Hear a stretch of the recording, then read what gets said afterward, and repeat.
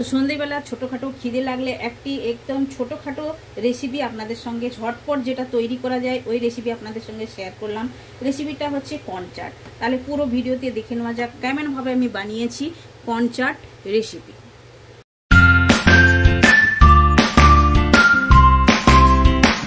Hello everyone, welcome to my channel. কি রান্না করিতে আপনাদের সবাইকে স্বাগত। আশা করি আপনারা সকলে ভালোই আছেন। তো আমি আজ কর্ন চাট রেসিপি আপনাদের সঙ্গে শেয়ার করব, যেটা বানানো তো একদম ইজি, আর বিকেলে ছোটোখাটো খিদে লাগলে এভাবে কর্ন চাটটা বানিয়ে খাওয়া যায়। তাহলে চলুন কেমনভাবে আমি বানাবো পুরো ভিডিওটা আপনারা দেখতে থাকুন। আর কর্ন চাটটা বানানোর জন্য আমি নিয়ে নিয়েছি কর্ন। আমি একটা বড় সাইজের কর্নকে এভাবে ছাড়িয়ে নিয়ে নিয়েছি। কর্ন মানে আমরা বলে থাকি মকা, সেটাই হচ্ছে। আর অনেকে ভুট্টা বলে থাকে, যে যেমন ভাষায় বলে ও বলে থাকে, তাই আমি বলে দিলাম এই কর্ন চাটটা আমি বানাচ্ছি। তাহলে চলুন এটাকে আমি প্রথমে বয়েল করে নেব। তো বয়েল করার সময় আমি কি দেবো সেটাও আমি বলে দেবো আপনাদেরকে।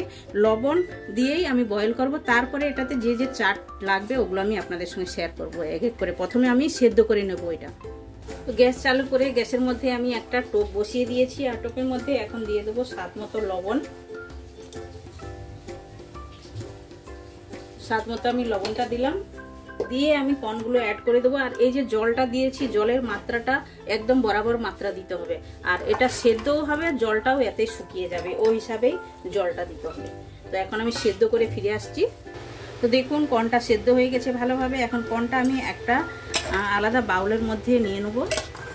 আর একটু জল থাকলে ভালো লাগে খেতে। একদম খুব বেশি জল রাখা চলবে না, আর একদম খুব শুকিয়ে নেওয়াও চলবে না।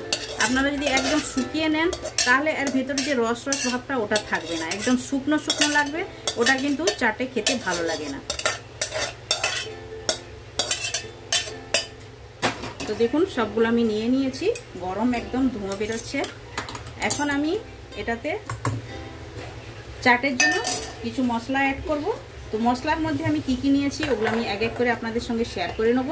আমি একটি পেঁয়াজ এভাবেই ছোট ছোট করে কেটে নিয়েছি, ধনেপাতা নিয়েছি, লেবু নিয়েছি, কাঁচা লঙ্কা কেটে নিয়েছি, টমেটো নিয়েছি, আর লাগছে আমার চাট মশলা নিয়ে নিয়েছি।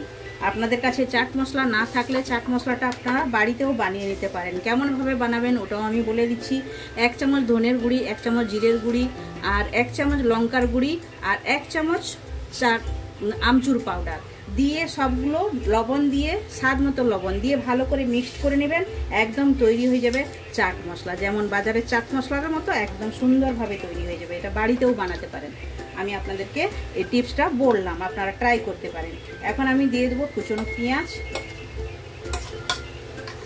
আর দিয়ে দেবো টমেটো কেটে রাখা, আর দিয়ে দেবো ধনে পাতা, আর দেবো কাঁচা লঙ্কা কুচনো। সবগুলো অ্যাড করে দিলাম। এখন আমি দিয়ে দেবো চাট মশলা।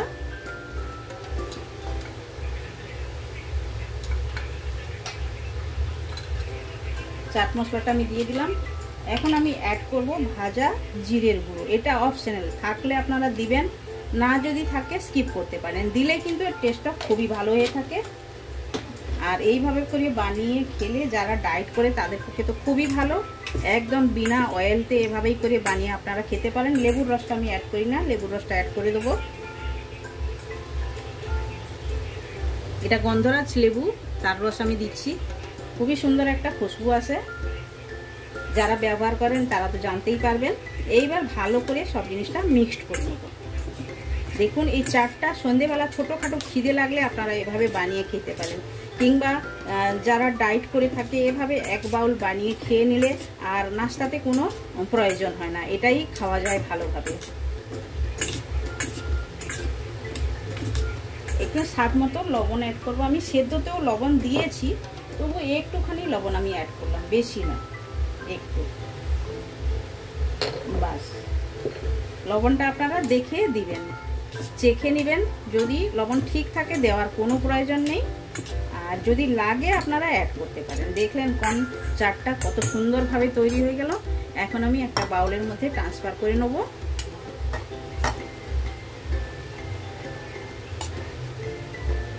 এভাবে করে বাড়িতে আপনারা একবার ট্রাই করবেন। এগুলো বাচ্চাদেরকে দিলে তো বাচ্চারা একদম খুশিতে খাবে। কর্নটা তো মিষ্টি মিষ্টি লাগে, খেতে খুবই ভালো লাগে। আর বাচ্চারা খেলে মানে লঙ্কাটা আপনারা দেখে দিবেন, বুঝিয়ে দিবেন, যতটা ঝাল খেতে চায় বাচ্চারা ওই হিসাবে আপনারা দিবেন। বেশি ঝাল বাচ্চারা না খেলে আপনারা লঙ্কাটাও স্কিপ করতে পারেন। তাহলে দেখুন একদম সহজ পদ্ধতিতে কর্ন চাটটা আমার তৈরি হয়ে গেছে। আপনারা চাইলে এটাতে আলু সেদ্ধও দিতে পারেন, আলু সেদ্ধ দিলেও খুবই ভালো লাগে। আর দিয়ে আপনারা সেদ্ধ দিলেই খুবই সুন্দর লাগবে, আপনারা ওভাবে চাট করে খেতে পারেন। আর আপনারা বাড়িতে একবার বানান খান, আর কমেন্ট সেকশনে গিয়ে কমেন্ট করে আমায় বলুন কর্ন চাট রেসিপিটা আপনাদের কেমন লেগেছে। ভালো লেগে থাকলে লাইক শেয়ার কমেন্ট করবেন। আর যারা এখন পর্যন্ত চ্যানেলটি সাবস্ক্রাইব করেননি প্লিজ চ্যানেলটি সাবস্ক্রাইব করে নেবেন, বেল আইকন অবশ্যই প্রেস করবেন, তাহলে নিত্য নতুন রেসিপি আপনারা সঙ্গে সঙ্গে দেখতে পাবেন। আবার দেখা হচ্ছে নতুন কোনো রেসিপির সঙ্গে। সবাই ভালো থাকবেন, সুস্থ থাকবেন। আপনারা আপনাদের কিমতি টাইম আমায় দেওয়ার জন্য আপনাদেরকে অনেক অনেক ধন্যবাদ।